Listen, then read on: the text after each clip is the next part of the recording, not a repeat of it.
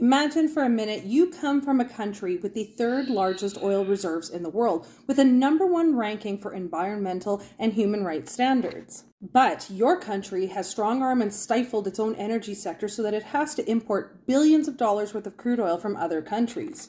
Countries that don't care about the environment or things like human rights. Countries under dictatorial regimes using their oil to fund their war machines.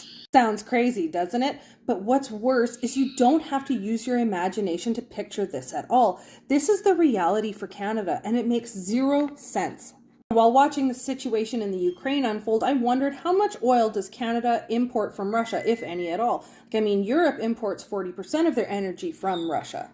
In 2021 alone, Canada bought about $550 million worth of Russian crude, which is mainly used in provinces like Quebec. And why? It's not like provinces like Alberta and Saskatchewan are facing a shortage. Even the United States, who claim to be the champions of democracy, are buying close to 600,000 barrels of Russian crude oil per day. Now, if only the United States had a neighboring country that could supply them with, ethical oil, with a pipeline flowing crude that could supply the U.S. with over 800,000 barrels a day. That's what Keystone XL would have done, but both Canadian and American federal governments have spent so much time politicizing and vilifying Canadian energy, it's given countries like Russia an opportunity to jump in and fill the crude oil void. Even in terms of natural gas, where Russia supplies 40% of Europe's energy, Canada could become that ethical supplier, effectively displacing Russian energy. So why aren't we? Well, the short answer is pipelines. Our federal government has spent the last 7 years making oil and gas the boogeyman, implementing legislation like Bills C-69 and C-48 designed to phase out Canadian energy. Global leaders, Canadian ones included, can speak out against Russian aggression all they like, but in the end they look like petty hypocrites who have aided and continue to aid Putin's invasion of the Ukraine. If you really want to halt Russia, hit them where it hurts and stop importing Russian energy.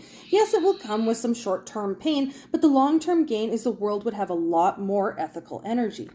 No, global leaders think taking Russian vodka off the shelves is a far more effective tactic. Canada imports of Russian liquor totaled $4.8 million last year. 4.8 million of Russian prints versus 550 million of Russian crude. That'll show Putin as he bombs Ukrainian cities. Cutting booze imports is not going to have any impact. Canadians obviously care about where their alcohol comes from, but they should be far more concerned about where their energy comes from. Wouldn't you prefer ethically sourced energy over energy provided by a dictator who doesn't give a damn about human rights?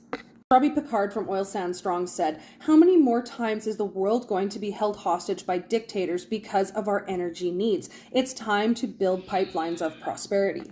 Pipelines like TMX, Keystone XL, Energy East, and Northern Gateway could drastically drop the global reliance on Russian energy. We are sitting on 1.4 trillion cubic feet of natural gas reserves, which the European Union has reclassified as clean energy. Why are we not the world's #1 supplier of it? Leaders around the world could look to us for ethical energy if only our own government would rethink their devastating energy policies. Peaceful, ethically sourced energy makes far more sense than war-funding energy, yet Canadian energy is the one leaders love to vilify. High time we put Canadian oil and gas on the very top of the energy pedestal. It's ethical, it has the best human rights in the world, and offers so much economical value for our country. Most importantly, Canadian energy does not fund wars. Canadian energy is the best in the world. Not only should we be energy independent, but we should be the #1 global supplier. It's high time that not only our federal government, but the entire world knew that.